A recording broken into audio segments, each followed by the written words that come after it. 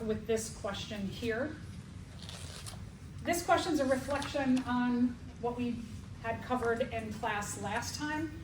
So here, what we see is the reaction below shows a simple sugar glucose, a simple sugar fructose, and they are in their monomer or individual states, and then they become a disaccharide or a polymer molecule.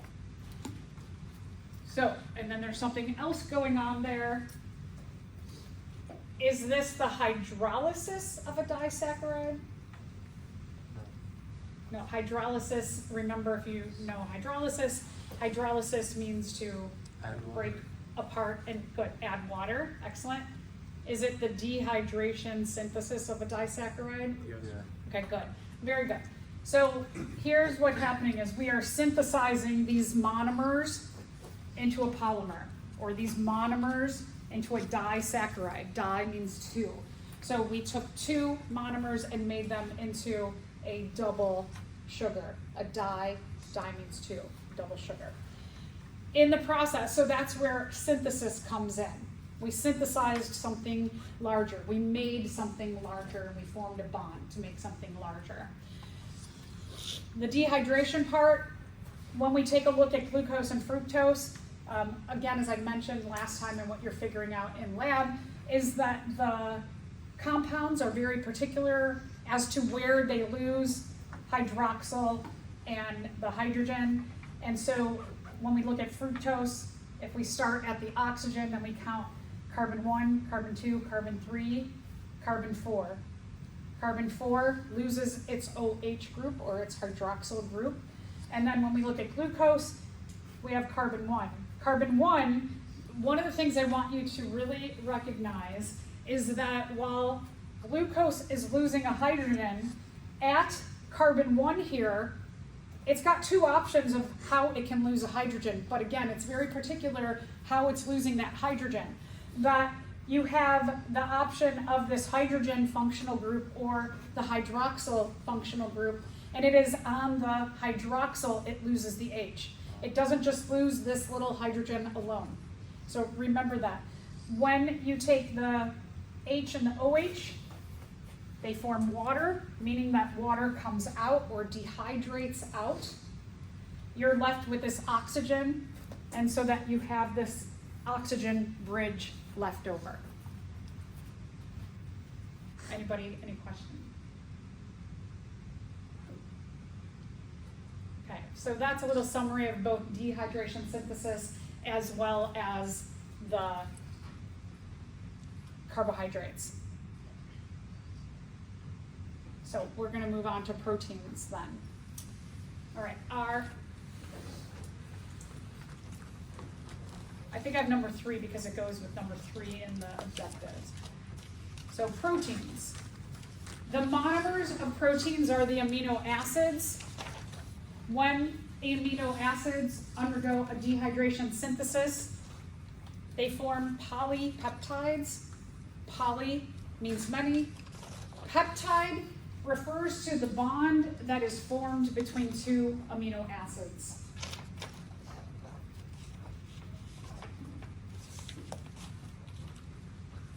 Proteins have a couple different levels of their organization. They have the monomers, the amino acids, which form the polymers, the polypeptides. And then you have another level where when you have a bunch of polypeptides and they come together, they make a protein. So we go from amino acids to polypeptides to proteins. Protein structure depends on the sequence of amino acids. There's 20 different amino acids, and so those, what order they come in will tell us what kind of protein we're dealing with. All right, so proteins are super duper duper important to our health and our organization as organisms. Enzymes, we're going to spend a whole chapter talking about enzymes. Enzymes are proteins that speed up chemical reactions. They save us a lot of energy in doing so, in speeding that up, and they help to organize the chemical reaction. We'll talk about these a lot. Keratin makes up a lot of the strength in our hair and our nails, a lot of the harder structures in our body. Collagen fibers. We hear a lot about collagen in terms of skin, but really collagen, it's a support structure for all of our cells, our tissues, our organs. I know there's a lot of like collagen products out on the market these days. Inside of our cell membrane, we have channel and carrier proteins that help to get things in and out of our cells. Very important for facilitating, kind of like enzymes do, facilitating many of the reactions within our cells. Hemoglobin, it bonds oxygen to our red blood cells. We're going to spend a whole chapter on cellular respiration and talk about how the way that we breathe in oxygen is utilized to break down our food to give us a maximum amount of little small pieces of energy for our cells. So oxygen is critically important, and that's why this protein here is important. Antibodies help us to fight off infection and also give us a memory of when we've had a previous infection, so that when you're exposed to that infection again, you have a quick response, which is great, and then you can knock out a secondary infection of the same kind you've already had very, very quickly. Hormones, I know a lot of times we associate that with like sexual processes, but hormones they're messengers within our cells. They actually regulate so many different kinds of processes within our body. One example besides sexual function is the way that we get glucose from our cells, from our blood into our cells, and that's insulin.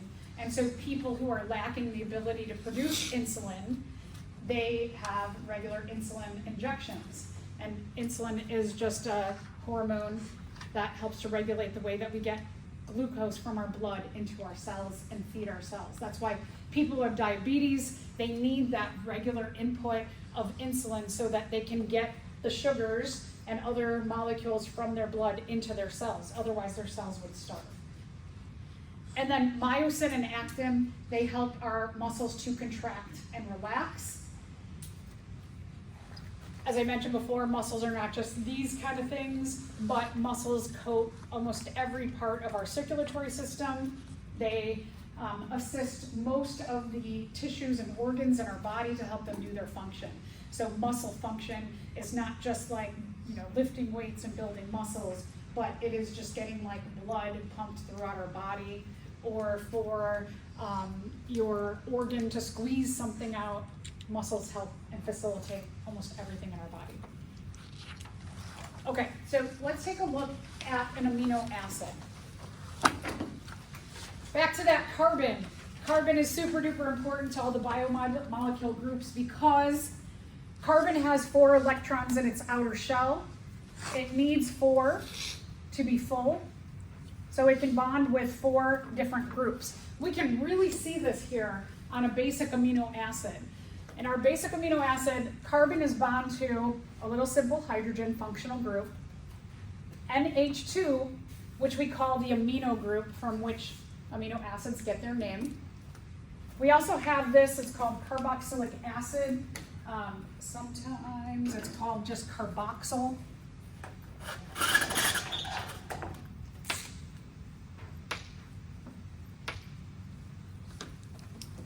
So it might be referred to as carboxyl. And then this is called an R group. R means that we can stick in 20 different possibilities to give us all the different amino acids. So here's one thing that's like really great. I always mention the simplicity of things that happen in our body. Everything is very simple and then becomes more complex. Here with the amino acids,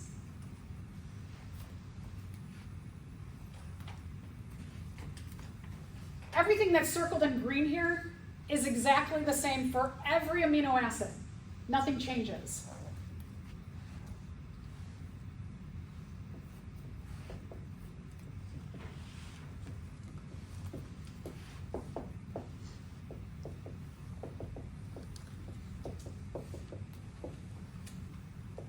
So all 20 amino acids have a central carbon bonded to a hydrogen group, to a carboxyl group, to an amino group.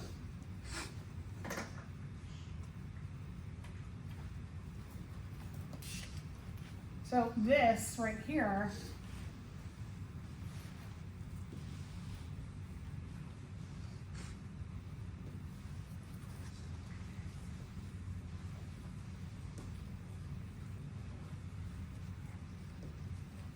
that R group right there, whatever functional group is in that R group spot will identify the kind of amino acid that you're looking at. So I like this. I like to have like a base structure, and then you just look at, you go, okay, so here's the central carbon, hydrogen, carboxyl, amino group, whatever that fourth group is, that's the R group, which will tell us, we look up in a chart, and we see if the R group is this, then it's this amino acid, or if the R group is that, it's this amino acid. So we can just look at this and find out what amino acid we're looking at. So again, all of this stays exactly the same for every amino acid.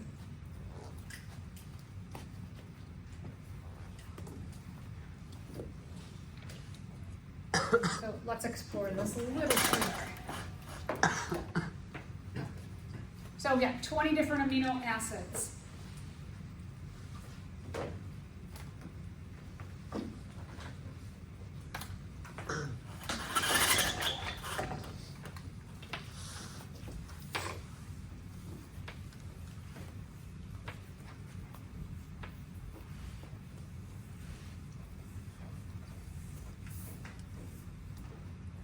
Notice that what I'm going to circle in green is exactly the same for the ones that we are given here, the 5 we're given. So like all of this here,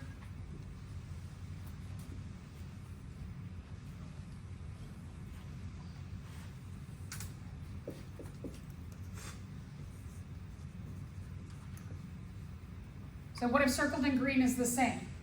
We have that base structure of having a central carbon connected to a hydrogen group, a carboxyl group, an amino group. And then in blue, the functional groups that are highlighted in blue here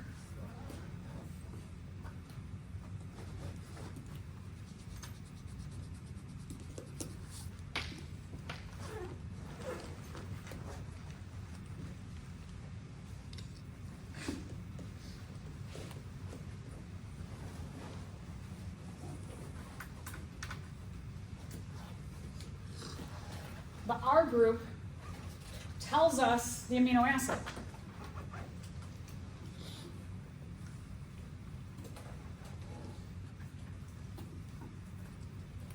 So cysteine here, we look at this one, cysteine, it has connected to the central carbon, it has a CH2 group connected to an SH group. When you see this, you're like, oh, that's cysteine. You can look that up in a chart.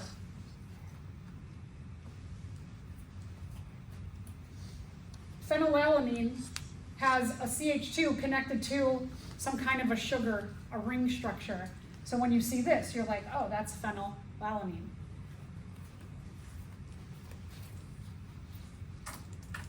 So now let's take a look at a dehydration synthesis for the monomer amino acids.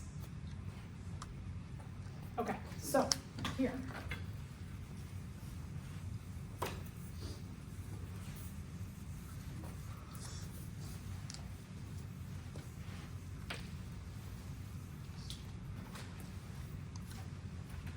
Just like with the carbohydrates, how it was a carbon 1 to a carbon 4, where you have the dehydration synthesis occur, you're going to have a same prescription in terms, I mean, that you're going to have always a consistency that from the carboxylic acid functional group of one amino acid lines up with the amino group of another amino acid.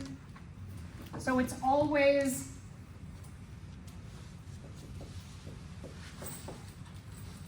the carboxylic acid group lines up with the amino group of another one. Carboxylic acid of one lines up with the amino group of another. From the carboxylic acid group,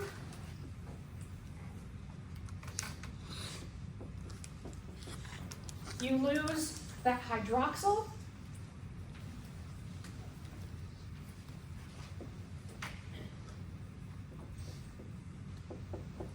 From the amino group, you lose hydrogen.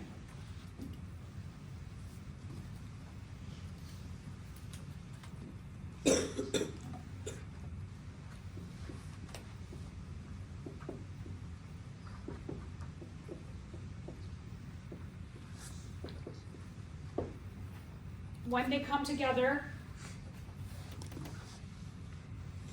the carboxyl losing the OH, the amino losing the H, there's our H2O, or our loss of water.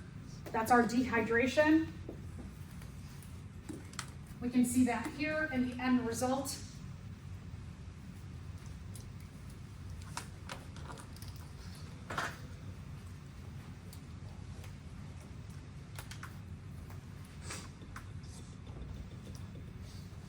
Our synthesis is going to be between the carbon of the carboxyl group that has a double bond oxygen to the nitrogen with the hydrogen that's left over.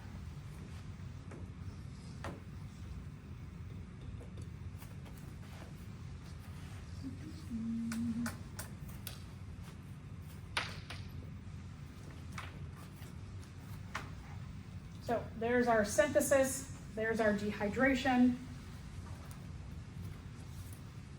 With amino acids, the bond that forms between the carbon double bond oxygen left over of the carboxyl group and the nitrogen with the... Okay, so then, again, remember, the peptide bond is the covalent bond that forms between two amino acids in a dehydration synthesis. All right, a little bit about protein structure. Protein structure is dependent upon the sequence of amino acids. What order do all of the different amino acids in a chain come in will tell us what the protein is. It's at the top of the next page.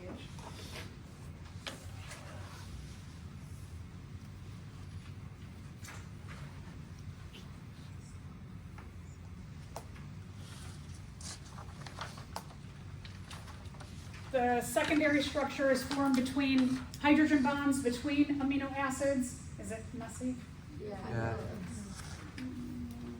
Goodness gracious.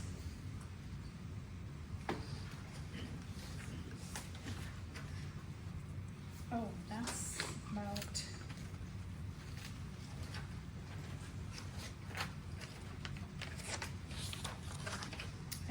Oh, you know what, I skipped over this because I decided it wasn't important anymore and I didn't take it out of there. Okay, so this doesn't matter.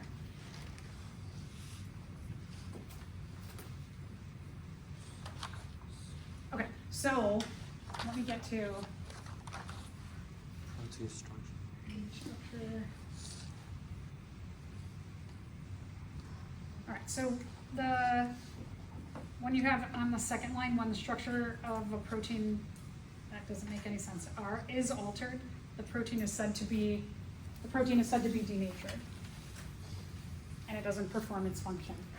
So proteins have certain structures. I cut out some of the technical terms because I didn't think you needed to know it.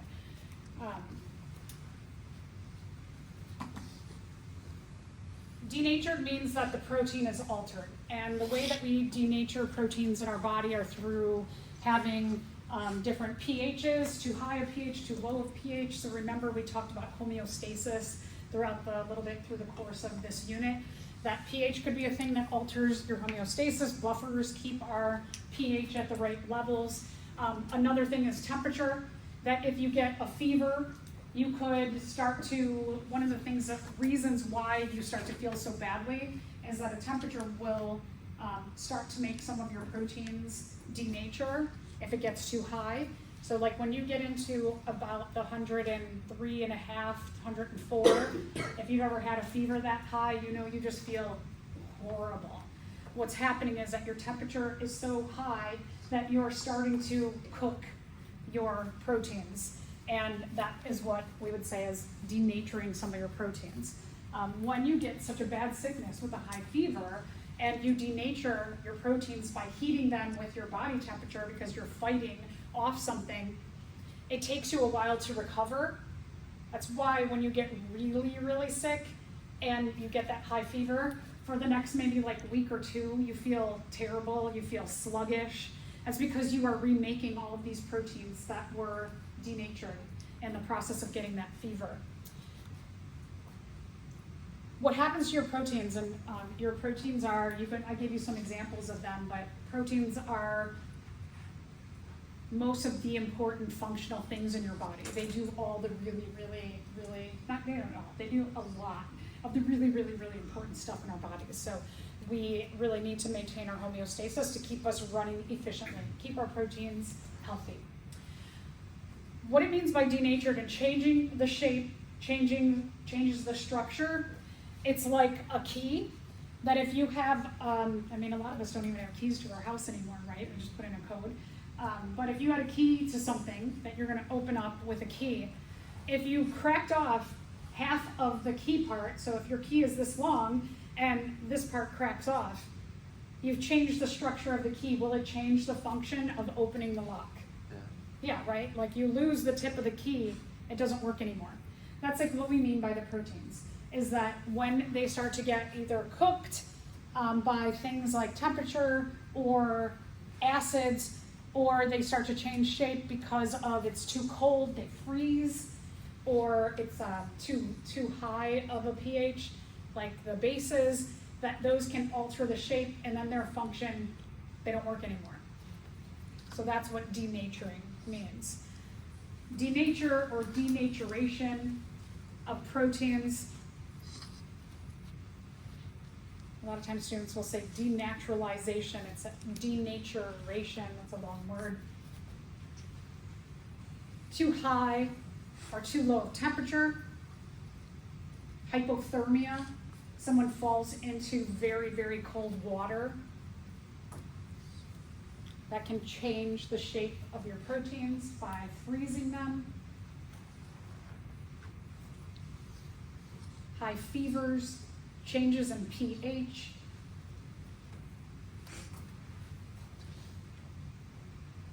Kind of an interesting thing about fevers is that if you have a fever of about 101, I'm sure a lot of you in the last week, I can hear some sniffling, had low-grade fevers, maybe like 99, 100, 101.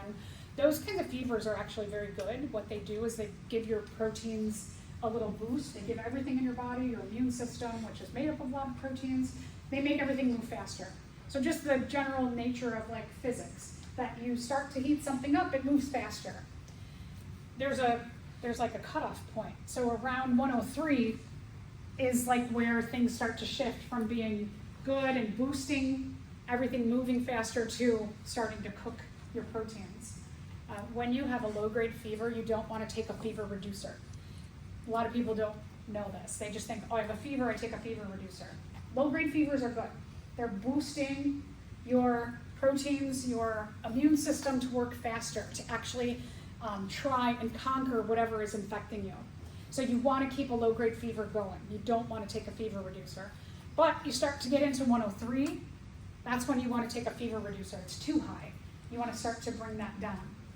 If you ever get to 103 and your temperature, you take a fever reducer and it starts ticking up more and more and more, and you start to get into the 104s, and you've taken a fever reducer and it's still ticking up, that's when you need to go to the emergency room or to like a clinic and have them help you, monitor you, because even with that little boost of the fever reducer, it's not working, so the whatever's attacking your body, it's winning.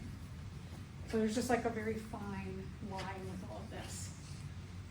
All right, and then, so in your objectives, lipids is number 2. So lipids. Lipids are big. Fats are very, very big.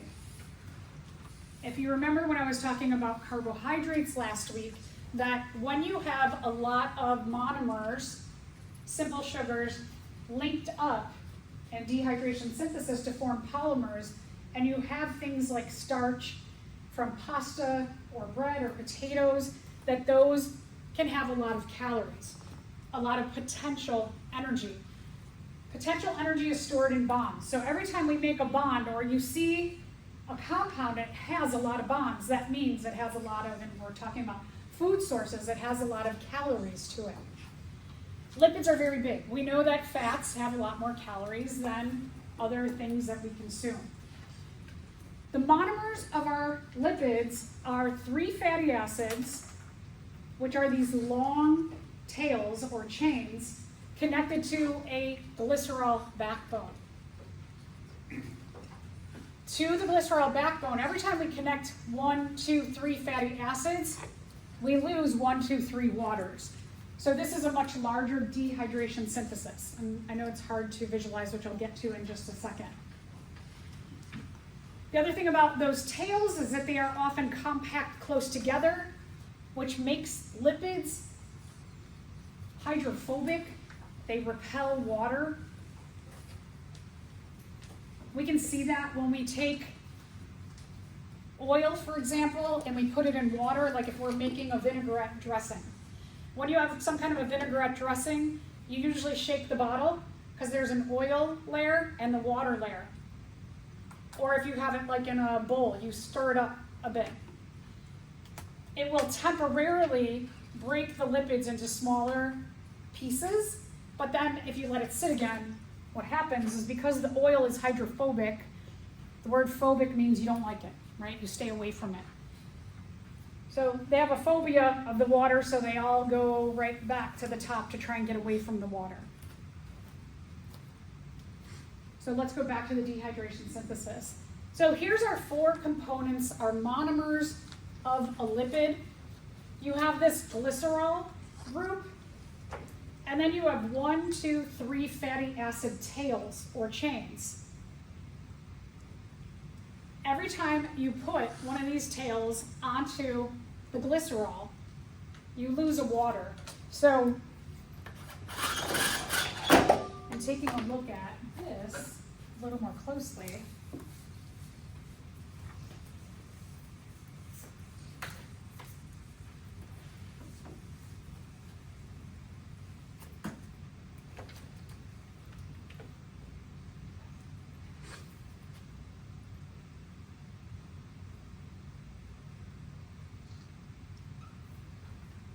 that what we're losing at each of those glycerols is we're losing the H group,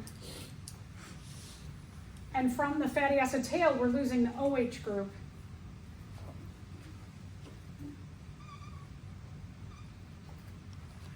And then that oxygen that's left from the OH group is going to bond to the carbon double bond oxygen that's left there.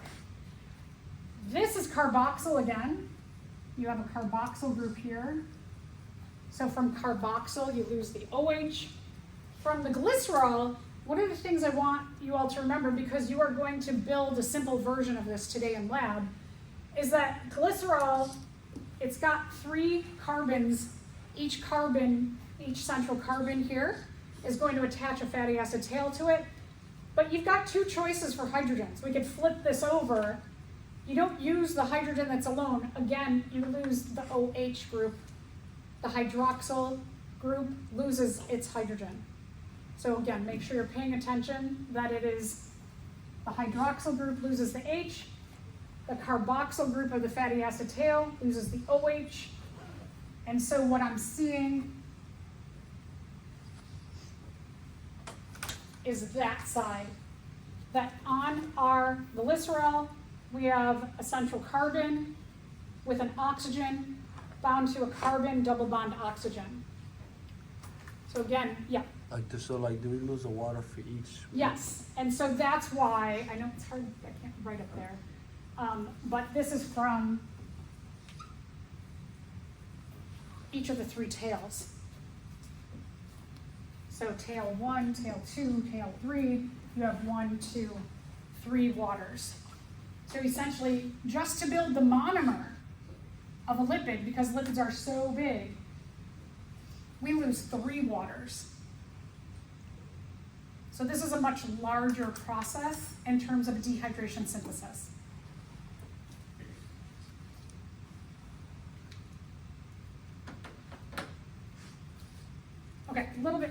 about lipids that's important to know. All right, some examples of lipids. We have so many lipids in our body that are also important. Lipids in a lot of organisms, they store fat. Fat is just a way to hold on to energy that we can't use on a given day. We look at it as like calories in, calories out. In general, it's a good way to have fat storage. So for animals that live in cold weather, they pack on all summer. They're eating when food is plentiful.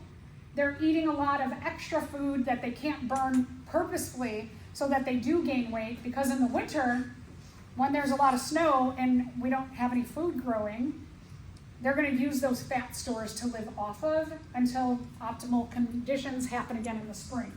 So they are purposely packing on the weight. Waxes are coverings of different organisms. You might have waxes on things like cactuses to hold in water in very hot climates so that they don't sweat out all of their water. And then for something like a seal, they look shiny because the hair that they have, the fur, is covered, every individual hair is covered with oil so that they can go into the water, and it's kind of cool that they have this kind of like waxy coating to them that allows them to have a layer between the water and their skin. So they have this hydrophobic layer that allows for, in their fur area, to capture warm bubbles of air inside of the wax or the oily coating so that they can actually stay warm while they're diving into freezing cold water. It's almost like a little wetsuit for them. And then our cell membranes have what's called a phospholipid bilayer. We're going to spend a lot of time looking at this too.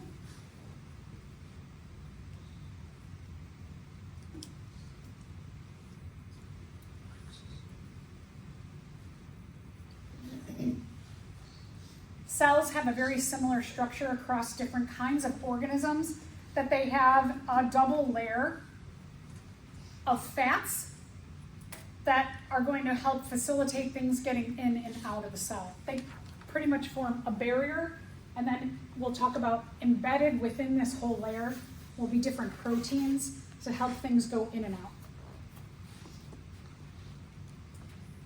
I know we talk about cholesterol often as a bad thing, but cholesterol in general is a very good thing.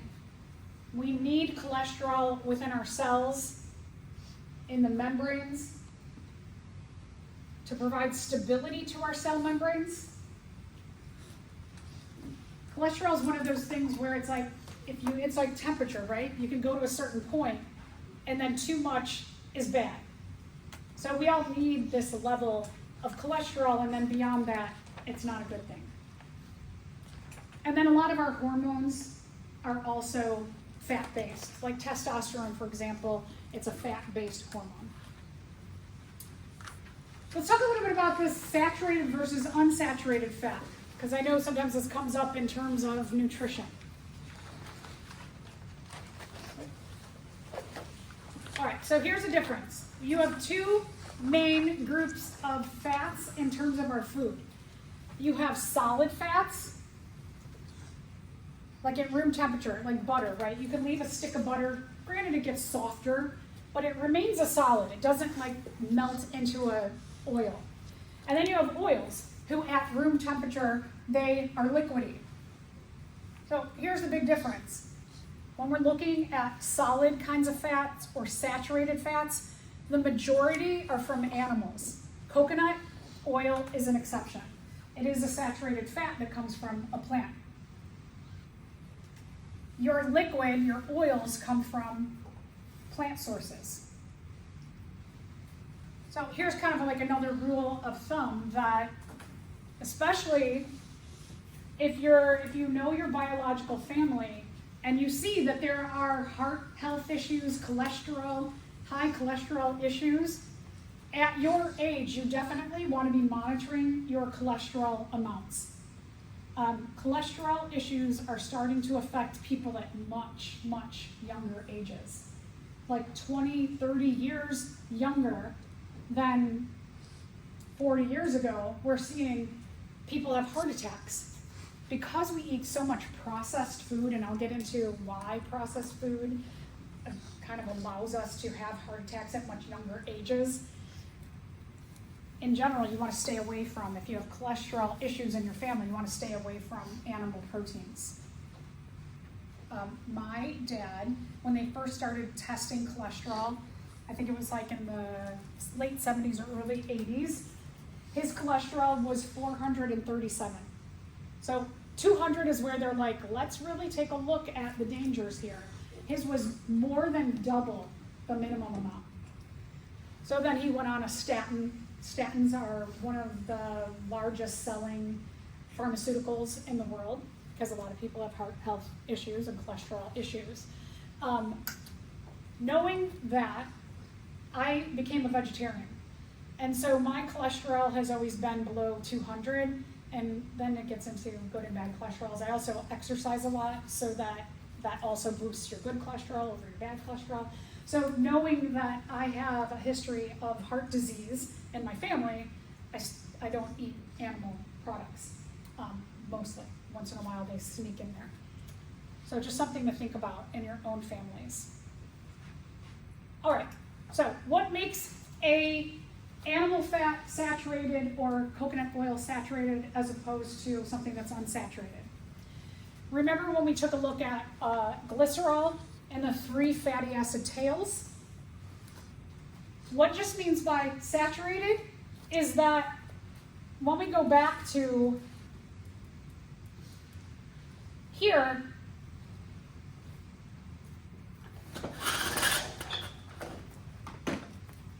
when you have CH2, CH2, CH2, what it structurally looks like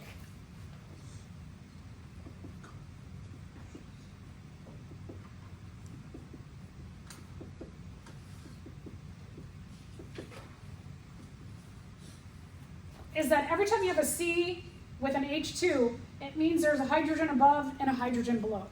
Remember carbon, 1, 2, 3, 4. Carbon has 4 electrons in its outer shell. It has 4 valence electrons, which means it can bond with 4 different atoms or elements. So here's 1, 2, 3, 4. And then this would be 1, 2, 4, 1, 2, 3, 4. So each of them is bound to 4 things. And when you have CH2, there's hydrogens on the top and bottom. Now, if we look at these tails, because there's not a ton of room in here,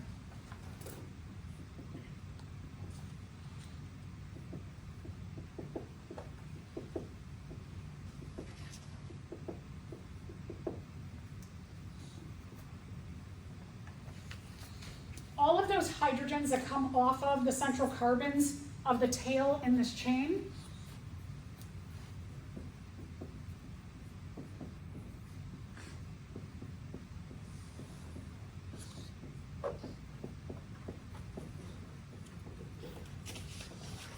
the term saturated means it's saturated with hydrogens. So saturated or packed with hydrogens. Hydrogens, hydrogens. They're all packed together. Because there's not a lot of room between this carbon and this carbon, they're just exaggerating. This covalent bond is no bigger than this one or this one or this one. So it makes that whole molecule, or I should say compound, packed tightly together. The tails are very close together because the hydrogens are close together. And so what happens is that from this saturation of hydrogens, it makes this solid at room temperature.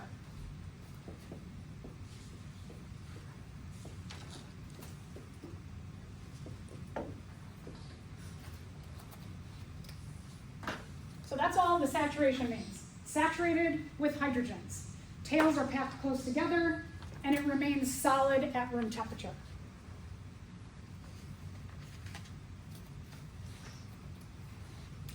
Now, unsaturated fat.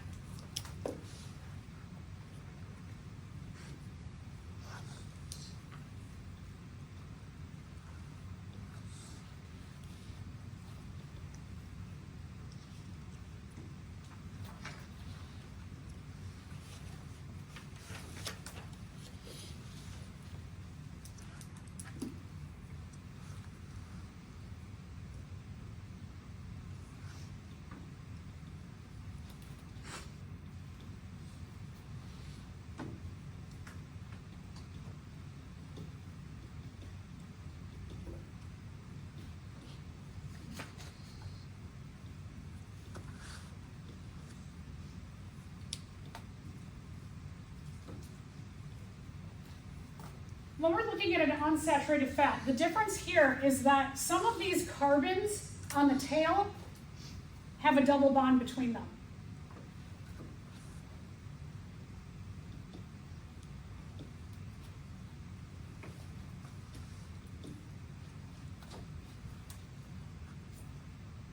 Now, let's take a look at what that means for each carbon and how they bond. So, remembering that carbon bonds with 4 things, it makes 4 covalent bonds. We've got 1, 2, 3, and it'll make a hydrogen at the 4th. This one, 1, 2, 3, and a hydrogen. 1, 2, 3, hydrogen. 1, 2, 3, hydrogen. This one, 1, 2, 3, hydrogen. Now look at this one.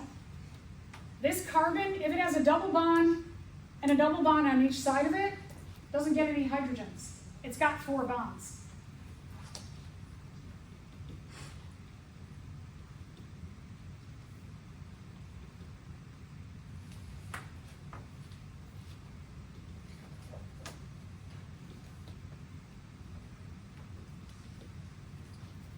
So it is less full or less saturated with hydrogens because some of the tail parts have double bonds.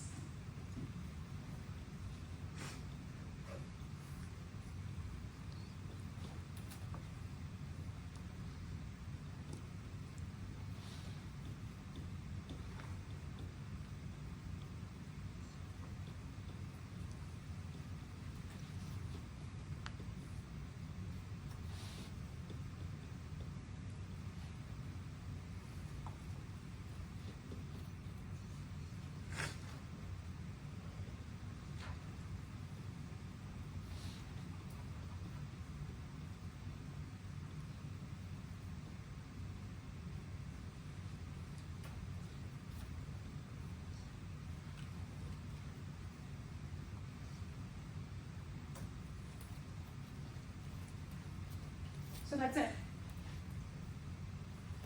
Having these double bonds in some of the places on the tails makes this less full or less saturated of hydrogens. Also, based on the structure, these don't go straight across anymore like they did here with the saturated fat. They're typically like the tails go straight. What these do is they make these kind of like kink in weird ways. So it makes the tails kind of go in strange ways away from each other, and it opens them up. And just the double bonding here and the weird kinking of the tails then, because of the structure of the double bonds, makes this liquid at room temperature. Now, in terms of breaking them down, when you have this and the tails are quite tightly packed together, it's very difficult for our enzymes and like hydrochloric acid and other things to get in between here. It's very hard for them to get in and start to digest this or metabolize it, start to break it down. When the tails are kind of weirdly kinked and opened up, we can get in and break those down much more easily. So these unsaturated fats, our body has a lot easier time breaking down. So for example, if you're eating like a salad with a whole bunch of vegetables and you put a vinaigrette on there, the oil, because it's all kind of opened up, your body can easily start to break that down and utilize it immediately, utilize that oil as energy. With this, because it's harder to get in here and metabolize it, what your body's going to do is your body's going to digest everything first that it can start to get at, and it's going to leave this for last. If you have taken in more calories, and especially calories that are hard to break down, what your body's going to do with these calories, it's going to store them in your body as fat. Now, plant fats, our body knows how to metabolize and break down.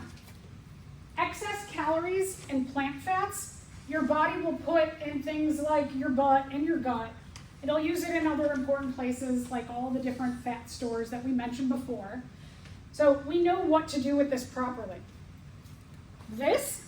These fats, our body's like, it's hard to digest these.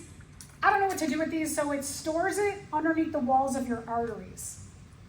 So when we're talking about saturated fats, these excess calories of fat get stored in places like your coronary arteries, the arteries that cover your heart, and they service getting blood to the heart itself.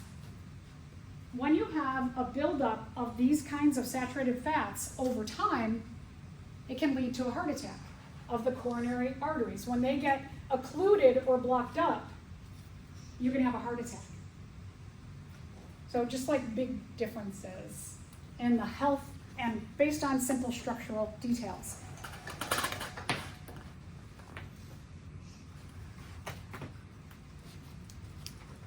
So I just wanted to talk about some of that chemistry because what this really means, if you're like, what does all this mean? It means that you've got hydrogens bonded close to each other on the tails. The tails are more straight. Oils, like this, are unsaturated. They don't have a packing of hydrogens.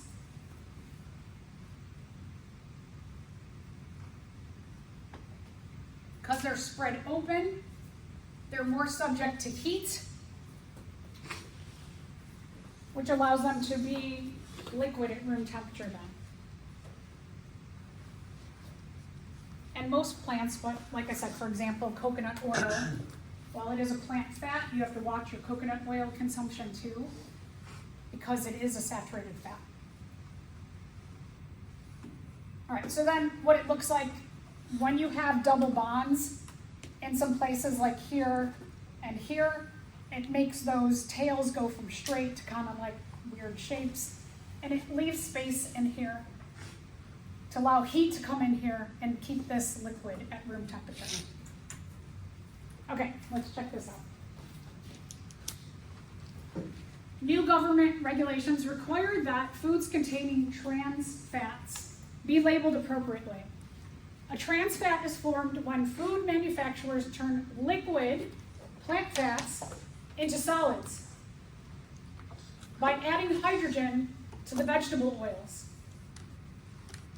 How would this hydrogenated fat produce a solid fat? 2. Yeah, good. So what's happening here when trans fats are made, and so this is a whole fascinating thing because these are manufactured to be solid.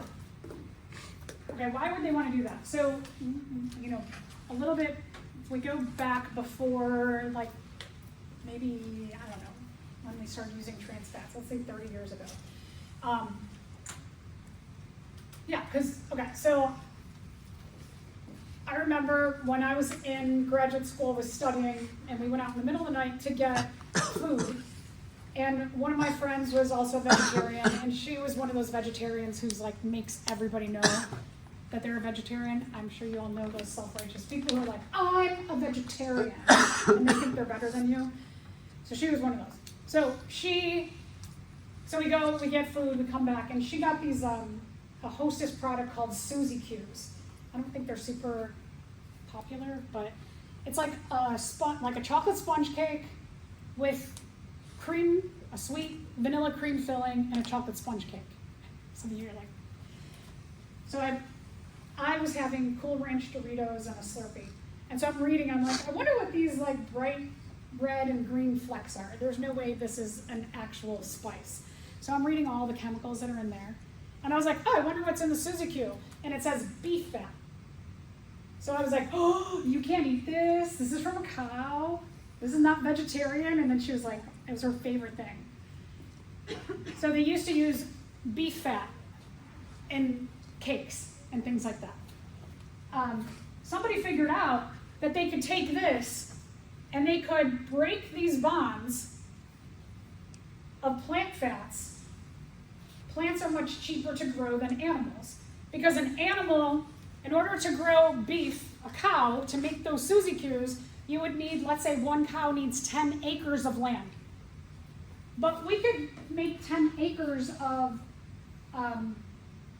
corn, and we could turn that 10 acres of corn into corn oil, canola oil. And it'd be a lot cheaper to grow the corn than to feed a cow with 10 acres. So somebody brilliantly into our demise figured out that you can take that canola oil and break the double bonds and then add hydrogens in, called hydrogenation, and change less expensive plant fats into saturated fats. Okay, so why did they want to do that? Saturated fats keep food having a longer shelf life. So like those Suzy Q's, for example, could sit on the shelf for 2 years. But if they used just regular corn oil, 6 months. So like granola bars, it's interesting, those that have pure plant fat in them have a shorter shelf life. They have to be monitored, the expiration dates, because they'll have like 6 months before they have to be sold or thrown out. But when you make a plant fat into a saturated fat by hydrogenating it, by breaking the double bonds, this goes from 6 months to 2 years again. However, in doing this,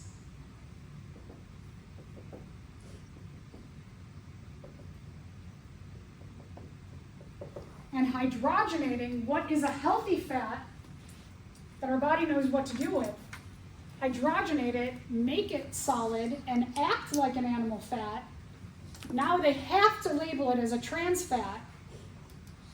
But here's the thing. Our bodies don't know what to do with animal fats. So whatever's left over beyond our calorie intake, it shoves underneath the walls of our arteries. With trans fats, even when you don't go over your allotment of calories, it still shoves these underneath the walls of your arteries. Because your body's like, I really don't know what to do with this. So these are even more dangerous than animal fats. So if you're eating more of a plant-based diet, you definitely want to avoid these trans fats because they are dangerous. Okay, and then our last group, the nucleic acids. The monomers are nucleotides.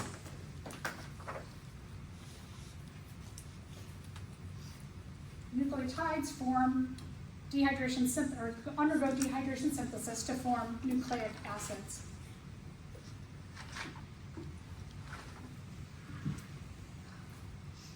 All right, a little bit about nucleotide structure. All nucleotides have a 5-carbon sugar. If we're talking about RNA and DNA, ribose for RNA, deoxyribose for DNA, they all have a large phosphate-based group.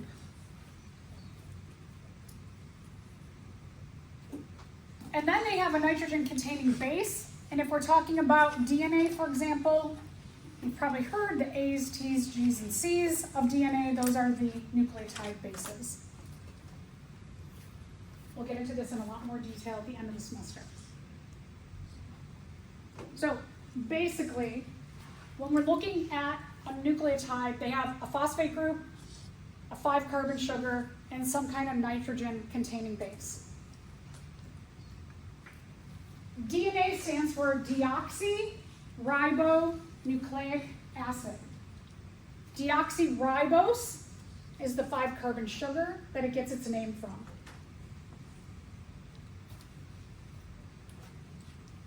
DNA has all the instructions for how we are organized, constructed, how we're put together, how we function. All that information is stored in our DNA.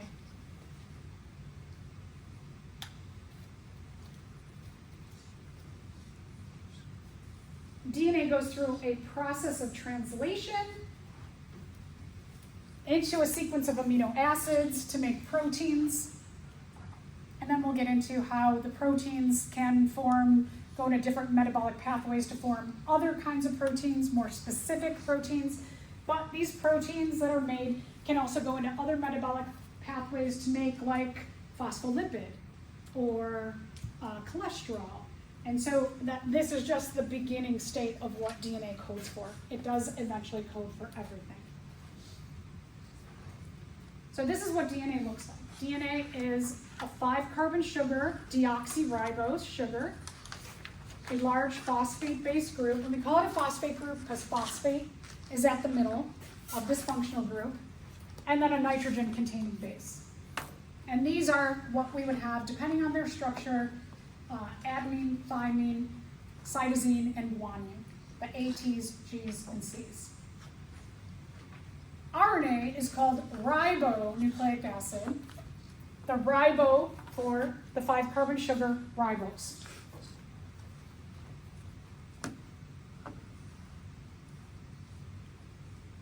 While DNA is the instructions for how we're constructed and organized, RNA helps to get us to those proteins and eventually other proteins and lipids and other things that we need in our body. So they help in the process of getting the information of DNA to this final product.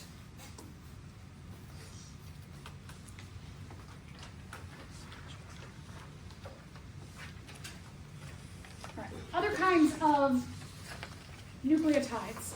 We have coenzymes. They're helpers to our enzymes. I mentioned before that our enzymes will help to facilitate a lot of reactions in our cells, speed up chemical reactions, lowering the amount of energy needed. A coenzyme will help that. Coenzymes are things that are like vitamins and minerals. So, I don't know, anybody here eat a perfectly well-balanced diet? You get all of the things naturally you need every day. Yeah, no, we don't typically do that. So because we don't, and especially this time of year, there's a lot of things going around.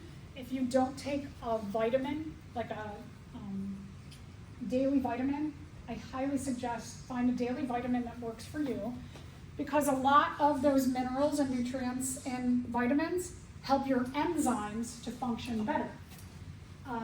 Helps a lot of the proteins in your body to function better. So like your immune system, they can help boost your immune system. Try and find a daily vitamin that says like immune boosting, because this time of year it's really like from now until April. A lot of things float in the air easier and we can get sick easier. Okay, and then ATP, super duper important currency of energy for our cells. All of our food sources get broken down into smaller and smaller and smaller bits through cellular respiration, and they become ATP.